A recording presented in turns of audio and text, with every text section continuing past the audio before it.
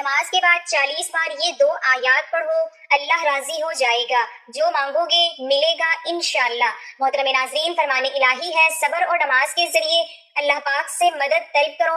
یہ نماز بہت بھاری ہوتی ہے سوائے ان لوگوں کے جو اللہ پاک سے ڈرنے والے ہیں۔ فرمان مصطفیٰ حضرت جابر رضی اللہ تعالی عنہ سے روایت ہے، رسول پاک صلی اللہ علیہ وسلم نے فرمایا کہ بندے اور اس کے کفر کے درمیان فرق صرف نماز کا چھوڑنا ہے۔ مصائب و آلام، مصیبتوں پریشانیوں پر شکوہ کو ترک کر دینا صبر ہے۔ حقیقت یہ ہے کہ صبر کرنا مشکل کام ہے کیونکہ اس میں مشقت اور حوصلے کی ضرورت ہوتی ہے، لیکن اس کا انعام بہت زیادہ ہے۔ صبر ایک عظیم نعمت ہے جو مقدر والوں کو نصیب ہوتی ہے۔ صبر کا دین اسلام میں بڑا مقام ہے اور اللہ تعالیٰ کے برگزیدہ بندوں کی منازل میں اسے ایک منزل صبر کی بھی ہے۔ صبر کی اہمیت و افادیت اس بات سے عیاں ہوتی ہے کہ اللہ رب العزت نے اپنے ہاں اس کا بے حساب اجر رکھا ہے۔ آج ہم دین سے دوری کی وجہ سے اسلامی تعلیمات کو جانتے ہی نہیں اور ان تعلیمات کے بارے میں بے یقینی کا شکار ہونے کی وجہ سے اپنا سب کچھ اس دنیا میں پورا کرنا چاہتے ہیں۔ اگر ہم خالق کائنات کے بتائے ہوئے طریقے کے مطابق صبر سے کام لیں تو ہمارے زیادہ تر مسائل خود بخود ہی حل ہو جائیں گے۔ انسان معاشرے یا خاندان میں جس بھی حیثیت یا عہدے پر ہے، ضروری نہیں کہ وہاں سب کچھ ویسا ہی ہو رہا ہو جیسا وہ چاہتا ہے۔ جب کوئی کام انسان کی مرضی منشا کے خلاف سرزد ہو تو یقیناً انسان غصے میں آتا ہے۔ بعض اوقات غصے میں آ کر اس سے کچھ ایسی حرکات سرزد ہو جاتی ہیں جو اس کی شخصیت کو داغدار بنا دیتی ہیں۔ گویا گھر کے ایک عام فرد سے لے کر معاشرے کے ایک اہم رکن تک ہر شخص کو خلاف معمول امور کا سامنا کرنا پڑتا ہے، مگر کامیاب شخص اس کو گرا دینا چاہتا ہے۔ جس کی پریشانیوں سے دوسرے آگاہ نہیں ہوتے اور وہ مشکلات کو بھی ہنس کر برداشت کرنا جانتا ہے، ایسا صرف وہی کر سکتا ہے جو صبر کی دولت سے مالا مال ہو۔ اس لیے خالق کائنات نے ارشاد فرمایا، اے ایمان والو، صبر اور نماز کے ذریعے مجھ سے مدد چاہا کرو، یقیناً اللہ صبر کرنے والوں کے ساتھ ہوتا ہے۔ آزمائش پر صبر اللہ تعالیٰ کی بشارت کا ذریعہ ہے۔ دنیا میں رہتے ہوئے انسان کو مختلف طرح کی مشکلات کا سامنا کرنا پڑتا ہے۔ اگر ان مشکلات کو اللہ تعالیٰ کی رضا کے لیے برداشت کر لیا جائے تو ایسے صبر والوں کو اجر کی خوشخبری اللہ خود دیتا ہے۔ اللہ جل شانہ فرماتے ہیں، اور ہم ضرور بالضرور تمہیں آزمائیں گے، کچھ خوف اور بھوک سے اور کچھ مالوں اور جانوں اور پھلوں کے نقصان سے۔ اے حبیب صلی اللہ علیہ وسلم، آپ ان صبر کرنے والوں کو خوشخبری سنا دیں جن پر کوئی مصیبت پڑتی ہے تو کہتے ہیں بے شک ہم بھی اللہ ہی کا مال ہیں اور ہم بھی اسی کی طرف پلٹ کر جانے والے ہیں۔ رب کی رضا کے لیے صبر کرنے والوں کو آخرت میں حسین گھر کی خوشخبری دی گئی ہے، اور ہم نے اسے دنیا میں بھی بھلائی عطا فرمائی ہے، اور بے شک وہ آخرت میں بھی صالحین میں سے ہوں گے۔ صبر کرنے والوں کی حضور صلی اللہ علیہ وسلم سے حوض کوثر پر ملاقات ہوگی۔ غزوہ حنین کا مال غنیمت تقسیم کرتے ہوئے حضور صلی اللہ علیہ وسلم نے انصار سے مخاطب ہو کر فرمایا، ان قریب تم دیکھو گے کہ بہت سے معاملات میں لوگوں کو تم پر ترجیح دی جائے گی، تم اس پر صبر کرنا حتیٰ کہ تم اور اللہ کے رسول صلی اللہ علیہ وسلم سے جا ملو، کیونکہ میں حوض کوثر پر ہوں گا۔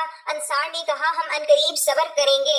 حضرت عبداللہ بن عمر بن عاص رضی اللہ تعالی عنہ روایت کرتے ہیں کہ حضور نبی اکرم صلی اللہ علیہ وسلم نے فرمایا کہ قیامت والے دن جب اللہ تعالیٰ تمام مخلوق کو اکٹھا کرے گا تو پکارنے والا پکارے گا، صبر کرنے والے کہاں ہیں؟ فرمایا، کچھ لوگ اٹھیں گے جو تعداد میں کم ہوں گے اور وہ جلدی جلدی جنت کی طرف جائیں گے۔ راستے میں انہیں فرشتے ملیں گے جو ان سے پوچھیں گے، ہم آپ لوگوں کو دیکھ رہے ہیں کہ آپ جنت کی طرف تیزی سے بڑھ رہے ہیں، آخر آپ ہیں کون؟ وہ لوگ جواب دیں گے کہ ہم اہل صبر ہیں۔ فرشتے پوچھیں گے کہ آپ نے کس بات پر صبر کیا؟ وہ جواب دیں گے، ہم نے اللہ تعالیٰ کی اطاعت پر اور گناہوں سے بچنے پر صبر کیا۔ اس وقت ان سے کہا جائے گا کہ جنت میں داخل ہو جائیں، بے شک صبر کرنے والوں کا یہی اجر ہے۔ حضرت عمر رضی اللہ تعالی عنہ فرماتے ہیں، ہم نے اپنی زندگی کے بہترین اوقات حالت صبر میں پائے ہیں۔ حضرت انس بن مالک رضی اللہ تعالی عنہ روایت کرتے ہیں کہ نبی کریم صلی اللہ علیہ وسلم ایک عورت کے پاس سے گزرے جو قبر پر رو رہی تھی۔ آپ صلی اللہ علیہ وسلم نے فرمایا کہ اللہ سے ڈرو اور صبر کرو۔ عورت نے کہا، دور ہو جا، تجھے وہ مصیبت نہیں پہنچی جو مجھے پہنچی ہے۔ اس نے آپ صلی اللہ علیہ وسلم کو پہچانا نہیں۔ اس سے کہا گیا کہ وہ نبی کریم صلی اللہ علیہ وسلم کے پاس آئی اور عرض کیا کہ میں نے آپ صلی اللہ علیہ وسلم کو پہچانا نہ تھا۔ آپ صلی اللہ علیہ وسلم نے فرمایا کہ صبر ابتدائی صدمہ کے وقت ہوتا ہے۔ حضرت ابو سعید خدری رضی اللہ تعالی عنہ روایت کرتے ہیں کہ انصار کی ایک جماعت نے رسول اللہ صلی اللہ علیہ وسلم سے کچھ مانگا، آپ صلی اللہ علیہ وسلم نے ان کو دے دیا، یہاں تک کہ جو کچھ تھا آپ صلی اللہ علیہ وسلم کے پاس ختم ہو گیا۔ آپ صلی اللہ علیہ وسلم نے فرمایا، میرے پاس جو کچھ بھی مال ہوگا تم سے بچا نہیں رکھوں گا، اور جو شخص سوال سے بچنا چاہے تو اسے اللہ بچا لیتا ہے، جو شخص بے پرواہی چاہے تو اسے اللہ تعالیٰ بے پرواہ بنا دے گا، اور جو شخص صبر کرے گا اللہ تعالیٰ اسے صبر عطا کرے گا، اور کسی شخص کو صبر سے بہتر اور کشادہ تر نعمت نہیں ملی۔ حضرت انس بن مالک رضی اللہ تعالیٰ عنہ کہتے ہیں کہ میں نے آپ صلی اللہ علیہ وسلم کو فرماتے ہوئے سنا کہ اللہ تعالیٰ فرماتا ہے کہ جب میں اپنے بندے کو اس کی دو محبوب چیزوں یعنی دو آنکھوں کی وجہ سے آزمائش میں مبتلا کرتا ہوں اور وہ صبر کرتا ہے تو اس کے عوض اس کو جنت عطا کرتا ہوں۔ دنیا دار الامتحان ہے، یہاں قدم قدم پر آزمائشیں ہیں، ان آزمائشوں کے ساتھ ایک مومن کو زندگی گزارنا ہے۔ نبی صلی اللہ علیہ وسلم کا فرمان ہے دنیا قید خانہ ہے مومن کے لیے اور جنت ہے کافر کے لیے۔ جب زبان رسالت سے یہ بات معلوم ہو گئی کہ یہ دنیا مومن کے حق میں قید خانہ یعنی تکلیف کی جگہ ہے تو ایک مومن کو تکلیف کا سامنا کرنا پڑے گا اور اسے ایسے موقع پر صبر کا دامن تھامنا ہوگا۔ مومن کو پہنچنے والی تکلیف کسی بھی قسم کی ہو سکتی ہے۔ اللہ کسی مومن کو مال میں آزمائے گا، کسی کو اولاد میں آزمائے گا اور کسی کو جسمانی طور پر آزمائے گا، یعنی مومن کا سامنا فکر، بے چینی، خوف، بیماری، مشغولیت اور ناکامی وغیرہ سے ہو سکتا ہے، لیکن مومن ان مصائب و مشکلات سے ہرگز نہیں گھبراتا ہے، نہ وہ جزائے فضا کرتا اور نہ بے صبری کا مظاہرہ کر کے مایوسی اور غلط راہ روی کا شکار ہو جاتا ہے، بلکہ صبر کا پہاڑ بن کر بڑی سے بڑی مصیبت کا مقابلہ کرتا ہے۔ آج آپ کے سامنے ہمت و حوصلہ کی سچی داستانیں اور مصیبت سے چھٹکارا پانے والے باکمال کرداروں کو بیان کرنا چاہتی ہوں، جہاں سے مصیبت زدہ لوگوں کو حوصلہ ملے گا اور ان حوصلہ مندوں کی طرح مسائل کو دور کرنے کی کوشش کریں گے۔ اس سے پہلے کہ آپ کے سامنے مصیبت سے نجات پانے والے سچے کرداروں کو بیان کروں، پہلے یہ جان لے کہ مصیبت تقدیر کا حصہ ہے۔ ہمارے عقیدے میں اچھی بری تقدیر پر ایمان لانا شامل ہے۔ پریشانی اللہ کی طرف سے آتی ہے اور اللہ ہی اس کو دور کر سکتا ہے، لہٰذا مصیبت کے وقت ہم اللہ کی طرف رجوع کریں اور اسی سے مدد مانگیں گے۔ کسی پریشانی کا مطلب یہ نہیں ہے کہ وہ واقعی ہی برا آدمی ہے، بلکہ اللہ کسی کو پریشانی میں مبتلا کر کے اس کے ساتھ بہتری کا معاملہ کرتا ہے۔ نبی کریم صلی اللہ علیہ وسلم کا فرمان ہے من یرد اللہ بہ خیرا یصیب منہ، اللہ تعالیٰ جس کے ساتھ خیر و برکت کا ارادہ کرتا ہے اسے مصائب و آلام میں مبتلا کر دیتا ہے۔ اس لیے جب کسی مسلمان کے ساتھ آزمائش ہو اس کو خوش ہونا چاہیے کہ اللہ اس کو اونچا اٹھا رہا ہے۔ نیز ہمیں یہ بھی معلوم ہوتا ہے کہ کسی مصیبت زدہ کو دیکھ کر بدگمان ہونا، اس کا مذاق اڑانا اور لوگوں میں اس کی مصیبت کا ذکر کر کے اس کی عزت اچھالنا ایک اچھے مسلمان کی علامت نہیں ہے۔ اسی طرح مصیبت کے وقت اول وہلہ میں صبر کرنے کے ساتھ رونے دھونے اور شکوہ شکایت سے پرہیز کرنا چاہیے۔ ابو بردہ رضی اللہ تعالی عنہ بیان کرتے ہیں ابو موسیٰ اشعری رضی اللہ تعالی عنہ بیمار پڑے، ایسے کہ ان پر غشی طاری تھی اور ان کا سر ان کی ایک بیوی ام عبداللہ بنت ابی رومہ کی گود میں تھا اور ایک زور کی چیخ مار کر رونے لگی۔ ابو موسیٰ رضی اللہ تعالی عنہ اس وقت کچھ بول نہ سکے، لیکن جب ان کو ہوش ہوا تو انہوں نے فرمایا کہ میں بھی اس کام سے بیزار ہوں جس سے رسول اللہ صلی اللہ علیہ وسلم نے بیزاری کا اظہار فرمایا۔ رسول اللہ صلی اللہ علیہ وسلم نے کسی غم کے وقت چلا کر رونے والی، سر منڈوانے والی اور گریبان چاک کرنے والی عورتوں سے اپنی بیزاری کا اظہار فرمایا تھا۔ اس واقعے سے عبرت حاصل کریں کہ ایک صحابی انتہائی تکلیف میں صبر و ضبط سے کام لے رہے ہیں اور بیوی کو ایسے عالم میں خود ہی فرمان رسول سنا رہے ہیں تاکہ وہ بھی شوہر کی طرح حکم رسول پر عمل کرے۔ مصیبت و پریشانی آنے کی دو وجوہات ہیں، ایک وجہ انسان کی خود کی غلطی ہے جس کی پاداش میں اللہ بطور سزا مصیبت بھیجتا ہے، اور دوسری وجہ آزمائش ہے، یعنی اللہ تعالیٰ بندوں کے مقام و مرتبہ بلند کرنے اور متعدد انعام و اکرام کے طور پر انسان پر مصیبت نازل کرتا ہے۔ اللہ تعالیٰ کا فرمان ہے تمہیں جو کچھ مصیبتیں پہنچتی ہیں وہ تمہارے اپنے ہاتھوں کے کرتوت کا بدلہ ہے اور وہ بہت سی باتوں سے درگزر فرما دیتا ہے۔ اور اللہ تعالیٰ کا فرمان ہے اور ہم کسی نہ کسی طرح تمہاری آزمائش ضرور کریں گے، دشمن کے ڈر سے، بھوک پیاس سے، مال و جان اور پھلوں کی کمی سے، اور ان صبر کرنے والوں کو خوشخبری دے دیجیے مصیبت چاہے برے اعمال کے نتیجے میں ہو یا بطور آزمائش ہو، انسان اس حال میں صبر کرتا ہے اور اللہ تعالیٰ کی طرف رجوع کر کے اس سے نجات کا سوال کرتا ہے تو اس کے لیے خیر ہی خیر ہے، کیونکہ مومن کو لاحق ہونے والی کسی بھی پریشانی پر صبر کرنے کا بدلہ गुनाहों की मफरत, दर्जात की बुलंदी और बिला हिसाब अजर, हत्ता कि सब्र का सबसे बड़ा बदला जन्नत का हसूल है। जब मोमिन तकलीफ पर सब्र के फवाइद को सामने रखेगा तो तकलीफ पर सब्र भी हो जाएगा और तकलीफ भी नजर आएगी। अब चलते हैं असल मौजू की तरफ और जानते हैं कि मुसीबत से निजात का रास्ता क्या है, मुसीबत में एक मोमिन का किरदार क्या होना चाहिए और इस सिलसिले में कुरान और सुन्नत पर मबनी सच्चे वाक़यात हमारी क्या रहनुमाई करते हैं। दुआ के जरिए मुसीबत से निजात। जब किसी मोमिन को किसी भी किस्म का रंजो गम लाहक हो, वो उसी वक्त अपनी जबान से कहे इन्ना लिल्लाहि व इन्ना इलैहि राजिऊन और नेक अमाल का वास्ता देकर दुआ के जरिए अल्लाह ताला से मदद तलब करे। जैसा कि हम सूरत फातिहा में इकरार करते हैं, हम तेरी ही इबादत करते हैं और तुझसे ही मदद तलब करते हैं। याद रहे मुसीबत के वक्त अल्लाह ही को पुकारे, इसी तरह पुकारने में निजात है। चुनाचा इस बारे में एक सच्चा वाकया पेश करती हूँ जिसमें हम सब के लिए बड़ी इबरत है। अब्दुल्ला बिन उमर रज़ी अल्लाह ताला अन्हा बयान करते हैं कि नबी सल्लल्लाहु अलैहि वसल्लम ने फरमाया कि पिछली उम्मत के 3 आदमी कहीं सफर पर जा रहे थे। रात के वक्त पनाह लेने के लिए एक गार में दाखिल हो गए। मज़कूर है बारिश से बचने के लिए अचानक एक चट्टान लड़क कर गार का मुंह बंद कर देती है और सब परेशानी में मुब्तला हो जाते हैं। वो सब बैक जबान कहते हैं। सबने कहा कि अब इस गार से तुम्हें कोई चीज निकालने वाली नहीं सिवाय उसके कि तुम सब अपने सबसे ज्यादा अच्छे अमल को याद करके अल्लाह ताला से दुआ करो। चुनाचा उनमें से पहले ने दुआ की, ऐ अल्लाह मेरे माँ बाप बूढ़े हैं, सबसे पहले उनको दूध पिलाता, फिर घर वालों और खादिम को पिलाता। एक दिन लौटने में ताखैर हुई और दूध लेकर आया तो वालिदैन सो चुके थे। प्याला लेकर रात भर उनके सरहाने खड़ा रहा। जब सुबह वो बेदार होते तो सबसे पहले उनको पिलाया, फिर सबको पिलाया। अगर ये काम तेरी रजा के लिए किया तो चट्टान की मुसीबत से हमें निजात दे दे। चुनाचा चट्टान कुछ खिसक गई मगर वो सब नहीं निकल सकते थे। फिर दूसरे ने दुआ की, ऐ अल्लाह मेरे चचा की एक लड़की थी जो मुझे बड़ी महबूब थी।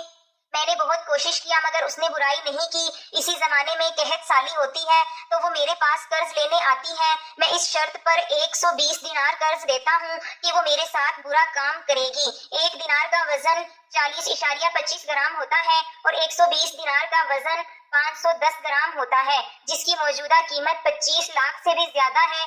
बुराई के वक्त लड़की अल्लाह का खौफ दिलाती है तो मैं इस अमल से रुक जाता हूँ। अगर मैंने ये अमल तेरी रजा के लिए किया है तो इस चट्टान की मुसीबत से निजात दे दे। चुनाचा अल्लाह ताला चट्टान खिसका देता है मगर अभी भी वो सब नहीं निकल सकते थे। अब तीसरे ने दुआ की कि ऐ अल्लाह मैंने मजदूरी पर कुछ लोगों को रखा, सब अपनी अपनी मजदूरी लेकर चले गए। एक बगैर मजदूरी लिए चला गया, इसका पैसा कारोबार में लगा दिया। फिर कुछ दिनों बाद मजदूरी लेने वापस आया तो मैंने उससे कहा कि ये जो ऊंट, गाय, बकरी और गुलाम देखते हो सब तेरे हैं। वो सारा माल लेकर चला गया। चुनाचा अल्लाह ताला ने चट्टान मुकम्मल खिसका दिया और वो सब मुसीबत से निकल गए।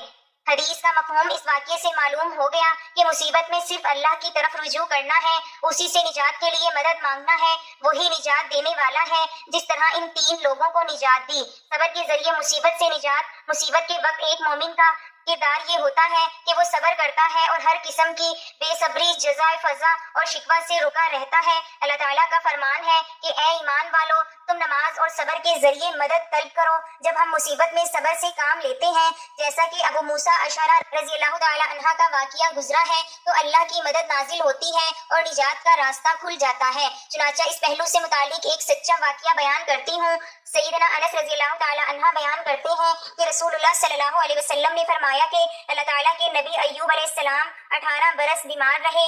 करीबो बाईद के तमाम रिश्तेदार बेरुखी कर गए। अलबत्ता उनके 2 भाई सुबह शाम उनके पास आते जाते थे। एक दिन इनमें से एक ने दूसरे से कहा, आया तो जानता है अल्लाह की कसम मेरा ये ख्याल है कि अय्यूब ने कोई ऐसा गुनाह किया है जो जहानों में से किसी फर्द ने नहीं किया। उसके साथी ने कहा, वो कौन सा? उसने कहा, देखो 18 साल हो चुके हैं, अल्लाह ताला ने उस पर रहम नहीं किया कि उसकी बीमारी दूर कर दे। जब वो बवक्त शाम अय्यूब के पास आए तो एक ने बेसब्री में वो बात जिक्र कर दी। अय्यूब अलैहिस्सलाम ने उनका इल्जाम सुनकर कहा, जो कुछ तुम कह रहे हो इस किस्म की कोई बात मेरे इल्म में तो नहीं है। हाँ, इतना जरूर है कि अल्लाह ताला जानता है कि 2 आदमियों के पास से मेरा गुजर होता था, वो आपस में झगड़ रहे होते थे। वो मुझे अल्लाह ताला का वास्ता दे देते और मैं अपने घर वापस चला जाता था। इस वजह से उन दोनों की तरफ से कफारा अदा कर देता था कि कहीं ऐसा ना हो कि उन्होंने मुझे नाहक अंदाज में अल्लाह ताला का वास्ता ना दिया हो। अय्यूब अलैहिस्सलाम क़ज़ाए हाजत के लिए बाहर जाते थे। جب وہ قضائے حاجت کر لیتے تو ان کی بیوی ان کو ہاتھ سے پکڑ کر سہارا دیتی تھی حتیٰ کہ وہ اپنی جگہ پر پہنچ جاتے تھے۔ ایک دن وہ لیٹ ہو گئے اور ان کی بیوی ان کے انتظار میں رہی اور اللہ تعالیٰ نے ان کی طرف وحی کی، اپنا پاؤں مارو، یہ نہانے کا ٹھنڈا اور پینے کا پانی ہے۔ ادھر ان کی بیوی کو خیال آ رہا تھا کہ وہ دیر کر رہے ہیں۔ جب وہ واپس پلٹی تو اللہ تعالیٰ نے ان کی تمام بیماریاں دور کر چکے تھے اور وہ بہت حسین لگ رہے تھے۔ جب ان کی بیوی نے ان کو دیکھا تو نہ پہچان سکی اور ان سے پوچھا، اللہ تعالیٰ تجھ میں برکت پیدا کرے، کیا تو نے اللہ کے نبی جو بیمار ہیں وہ دیکھا ہے؟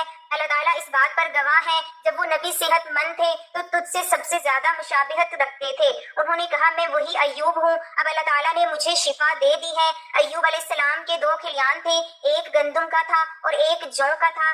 اللہ تعالیٰ نے 2 بدلیاں بھیجی، ایک بدلی گندم والے کھلیان پر آ کر سونا برسنے لگی اور دوسری جو والے کھلیان پر آ کر چاندی برسنے لگی۔ اس طرح اللہ تعالیٰ نے صحت بھی دے دی اور مال کثیر بھی عطا کر دیا۔ ایوب علیہ السلام کے متعلق اللہ نے گواہی دی ہے، انا وجدنا صابرا، یعنی ہم نے ایوب کو صبر کرنے والا پایا تو صبر کا انعام انہیں یہ ملا کہ جو مال ہلاک ہو گئے تھے ان کا کئی گنا عطا فرمایا اور بیماری سے نجات دے کر صحت مند بھی بنا دیا۔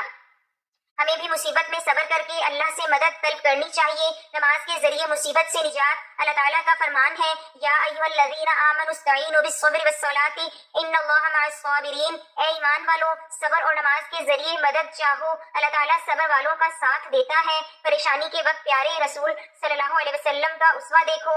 حذیفہ رضی اللہ تعالی عنہ کہتے ہیں کہ جب رسول اللہ صلی اللہ علیہ وسلم کو کوئی کام مشکل اور غم میں ڈال دیتا تو آپ نماز پڑھا کرتے، یعنی فوراً نماز میں لگ جاتے۔ اسی طرح یہاں پر نماز کے ذریعے مصیبت سے نجات ملنے والا سچا واقعہ بھی ملاحظہ فرمائیں۔ ابو ہریرہ رضی اللہ تعالی عنہ سے مروی ہے کہ نبی کریم صلی اللہ علیہ وسلم نے فرمایا کہ ابراہیم علیہ السلام نے سارہ رضی اللہ تعالی عنہ کے ساتھ نمرود کے ملک سے ہجرت کی تو ایک ایسے شہر میں پہنچے جہاں ایک بادشاہ رہتا تھا۔ یہ فرمایا کہ ایک ظالم بادشاہ رہتا تھا۔ اس سے ابراہیم علیہ السلام کے متعلق کسی نے کہہ دیا کہ وہ ایک نہایت ہی خوبصورت عورت لے کر یہاں آئے ہیں۔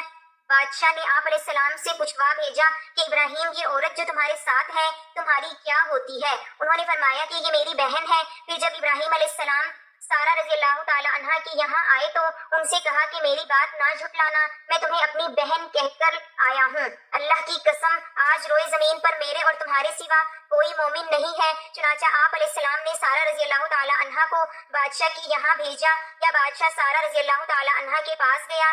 اس وقت سارہ رضی اللہ تعالی عنہ وضو کر کے نماز پڑھنے کے لیے کھڑی ہو گئی تھی۔ انہوں نے اللہ کے حضور میں یہ دعا کی، اے اللہ، اگر میں تجھ پر اور تیرے رسول ابراہیم علیہ السلام پر ایمان رکھتی ہوں، اگر میں نے اپنے شوہر کے سوا اپنی شرمگاہ کی حفاظت کی ہے تو تو مجھ پر ایک کافر کو مسلط نہ کر۔ اتنے میں بادشاہ تھرایا اور اس کا پاؤں زمین میں دھس گیا۔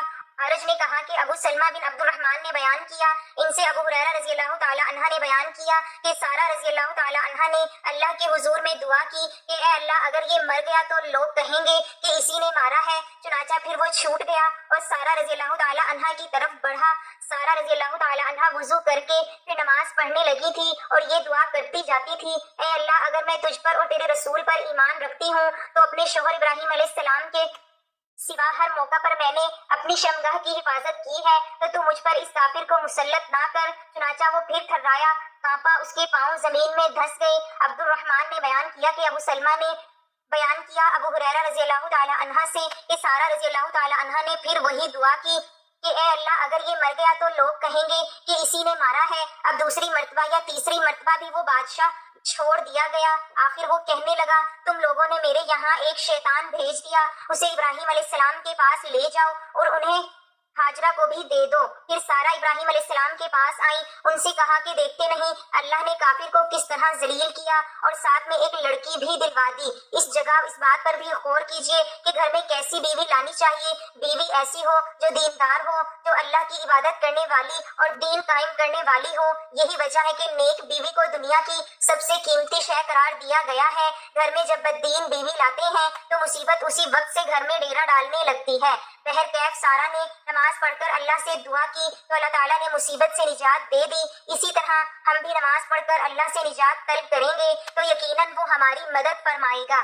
اللہ تعالیٰ سے دعا کرتے ہیں کہ ہمارے اعمال میں اخلاص پیدا فرما دے اور مسائل پر صبر کرنے اور امتحان میں کھرا اترنے کی توفیق دے، آمین۔ صبر کی شرائط میں سے ہے کہ ہمیں معلوم ہو کہ ہم کیسے صبر کریں گے، کس کے لیے صبر کریں گے اور صبر سے کیا حاصل کرنا چاہتے ہیں۔ صبر کے لیے ہمیں نیت کو درست کرنا ہے اور اس میں اخلاص لانا ہوگا، ورنہ ہمارے اور جانور کے صبر میں کوئی فرق نہیں ہوگا، کیونکہ اس پر جب مصیبت آ جاتی ہے تو وہ بھی برداشت کرتا ہے، مگر اسے اس بات کا پتہ نہیں ہوتا کہ اس پر مصیبت کیوں نازل ہوئی، اس سے کیسے نمٹنا ہے اور اس کا کیا فائدہ ہوگا۔ اللہ رب العزت سے دعا ہے کہ مولا کریم ہمیں صحیح معنوں میں صبر کی توفیق عطا فرمائے۔ ناظرین، نماز کے بعد جو 40 بار یہ 2 آیتوں کو پڑھنا ہے، اللہ اس کے دل کی مرادوں کو پورا کرتا ہے۔ یہ آیتیں پڑھ کر جو مانگیں گے اللہ اسے دیتا ہے، جو اللہ سے مانگتا ہے ان آیات کو پڑھ کر تو اس کی تمام حاجتیں پوری کرتا ہے۔ یہ وہ آیتیں ہیں جن کے بارے میں روایت میں آتا ہے کہ صبح و شام جو بندہ کسی بھی نماز کے بعد پڑھتا ہے تو اللہ تعالیٰ اس بندے کے لیے عزت و دولت، رزق، شہرت کے بند دروازے کھول دیتا ہے۔ یہ آیت پڑھنے والا عروج پاتا ہے، عزت پاتا ہے، اللہ اس بندے کو دولت سے مالا مال کر دیتے ہیں، اللہ تعالیٰ غیب کے خزانے اس بندے کے لیے کھول دیتا ہے۔ تو کسی بھی نماز کے بعد، خاص طور پر ظہر کی نماز کے بعد یہ آیت لازمی پڑھیں۔ ہاں، وہ 2 آیات یہ ہیں، سب سے پہلے آپ نے درود پاک پڑھنا ہے۔ درود پاک آپ کوئی سا بھی پڑھ سکتے ہیں، ایک بار ثواب کی نیت سے میرے ساتھ بھی درود پاک پڑھ لیں۔ اللهم صل على محمد وعلى آل محمد كما صليت على إبراهيم وعلى آل إبراهيم إنك حميد مجيد اللهم بارك على محمد وعلى آل محمد كما باركت على إبراهيم وعلى آل إبراهيم إنك حميد مجيد۔ درود پاک پڑھنے کے بعد آپ نے یہ 2 آیت پڑھنی ہے، 40 مرتبہ پڑھنی ہے، اور وہ آیت سورۃ توبہ کی آخری آیات ہیں۔ لقد جاءکم رسول من انفسکم عزیز علیہ ما عنتم حریص علیکم بالمؤمنین رؤوف الرحیم فإن تولوا فقل حسبی اللہ لا الہ الا هو علیہ توکلت وهو رب العرش العظیم۔ یہ آیت 40 مرتبہ پڑھنے کے بعد آپ نے 33 بار استغفر اللہ استغفر اللہ استغفر اللہ پڑھنا ہے، اور آخر میں آپ نے درود پاک پڑھنا ہے۔ یہ وظیفہ آپ کسی بھی نماز کے بعد پڑھ سکتے ہیں۔ اگر آپ نماز کے بعد نہیں پڑھ سکتے تو کسی بھی وقت دن میں چلتے پھرتے اٹھتے بیٹھتے یہ وظیفہ پڑھ لینا ہے۔ وقت کی کوئی قید نہیں ہے، نہ دن کی کوئی قید ہے۔ اس وظیفے کی برکت سے انشاءاللہ اللہ تعالیٰ آپ کی تمام حاجات کو پورا کرے گا، اللہ تعالیٰ آپ کو بن مانگے عطا کرے گا، آپ کے رزق میں، جان میں، مال میں، عزت میں برکت عطا فرمائے گا۔ یہ وظیفہ پڑھ کر آپ نے اللہ تعالیٰ سے اپنی پریشانیوں کی دعا کرنی، آپ کی جو بھی حاجات ہیں اللہ تعالیٰ سے ان کے لیے رو رو کر، گڑ گڑا کر مانگ لیجئے گا، انشاءاللہ اللہ تعالیٰ آپ کو وہ سب کچھ عطا کرے گا اور اللہ تعالیٰ آپ سے راضی ہو جائے گا۔ میری اللہ تعالیٰ سے دعا ہے کہ اللہ تعالیٰ میرا سنانا اور آپ کا سننا اپنی پاک بارگاہ الہی میں قبول و منظور فرمائے، جو مانگا مقدر فرمائے، جو نہیں مانگ سکے بن مانگے عطا فرمائے، آمین۔ ناظرین، اپنے رزق میں برکت، وسعت اور کشادگی کے لیے اللہ تعالیٰ کے 99 ناموں میں سے کوئی ایک نام کمنٹ میں ضرور شیئر کریں۔ اللہ تعالیٰ ہم سب کا حامی و ناصر ہو۔ جزاک اللہ۔ اپنا بہت سارا خیال رکھیں، مجھے بھی اپنی دعاؤں میں یاد رکھیں۔ اللہ حافظ۔